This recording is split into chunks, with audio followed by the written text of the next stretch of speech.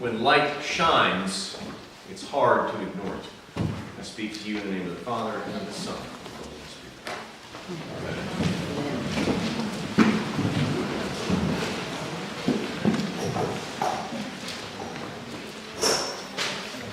Today is the feast of the Epiphany, or as some call it, the Festival of Light.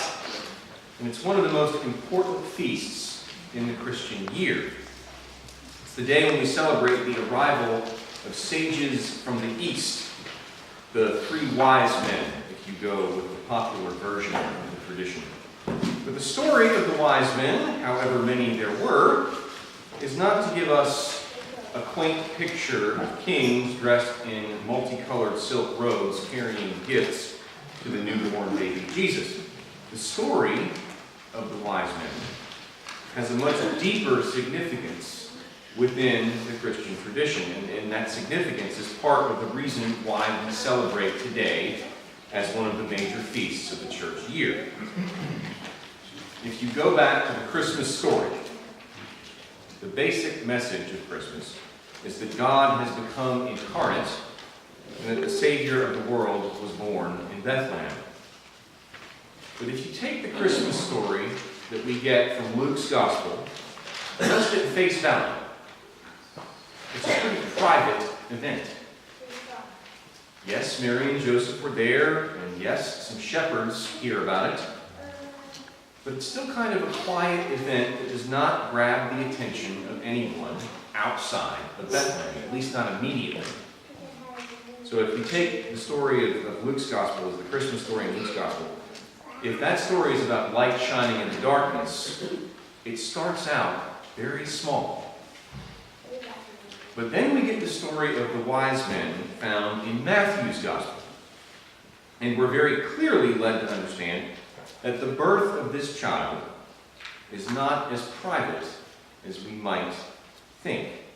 Rather, we're meant to understand that the birth of Jesus was made known to others from afar, and that it very quickly garnered the attention of those outside of Bethlehem.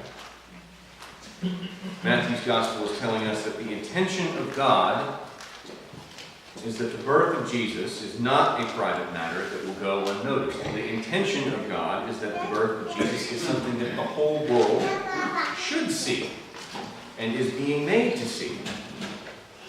When light shines, it's hard to ignore it. Now, if you're in any doubt about the importance of light, then I'd invite you to think about how much it's been raining over the past few weeks, and how glorious yesterday and yes, today seemed. I know yesterday I spent a good few hours outside just soaking up the sunshine and being thankful that it wasn't another dreary, gray day. And if you had something of the same reaction to seeing the sun after several dreary and gray days, you know how important sunlight can be.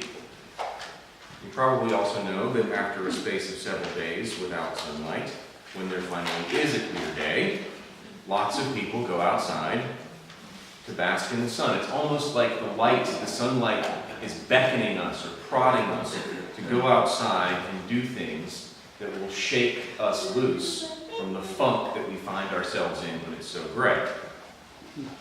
There's something almost healing or restorative about seeing the sunshine, especially in a season when the days are short and gray. So it's kind of fitting, I think, that we're celebrating the Feast of the Epiphany, the Feast of Light, on a bright day that has followed on the heels of some pretty dreary days, because it reminds us that with the Incarnation, God is calling us out of the darkness and into the light. And when light shines, it's hard to ignore it. Now, with that said, I want to share a story with you that a friend of mine, the Reverend Amy Duggins, told me just a few days ago, and that I think speaks volumes to what today is all about. She writes so beautifully that I'm just going to share her words in full. Amy says, "I just witnessed the most incredible thing. I was in the upstairs bedroom and was startled by a colossal thump behind me. A yellow-shafted northern flicker had hit the window full force and fallen to the roof ledge just below, where it rolled several times and landed feet up, dead to all appearances. It was so beautiful, and I was heartbroken for it. I was standing there, looking at it, sending it what blessings I could, when another flicker flew up and landed beside it.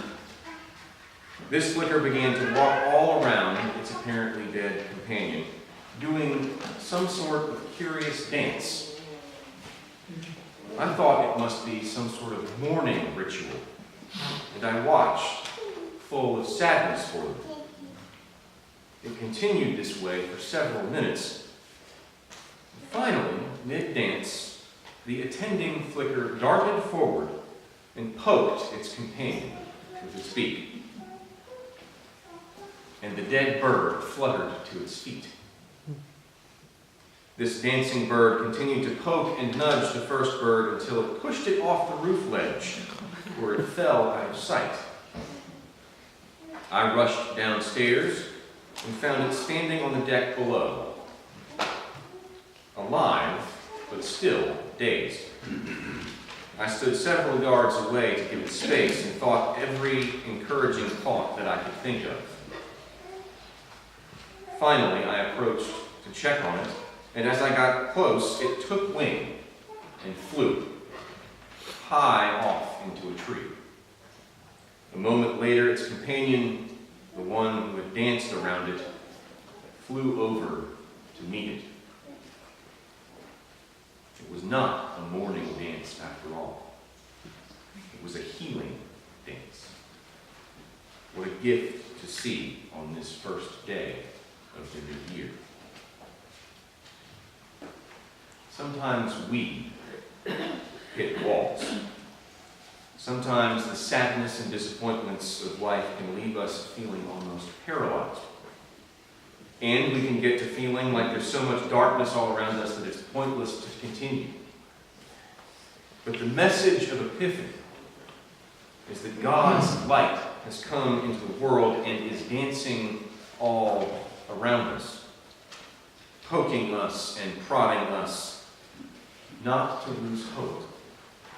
And I'm not talking here as if the message of the gospel can be boiled down to mere optimism or wishful thinking in the face of suffering. What I mean is that with the birth of Jesus, God touches the very heart of the human condition, embraces it in all of its weakness and frailty, and boldly demonstrates that there is a light that shines even through the pains and failures of being human.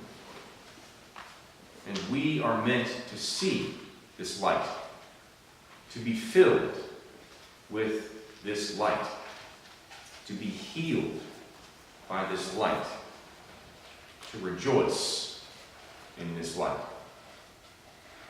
What's more is that the light that we are celebrating at Epiphany is not a private light just for us, but it is a light that is meant to be shared with the whole world. And that means our job is to share the light with everyone, no matter where they might be, where they're from, how different they might seem to be from us. Our job is to be so filled with God's light that others will see that light and know that something of the truth of the Incarnation dwells in us too.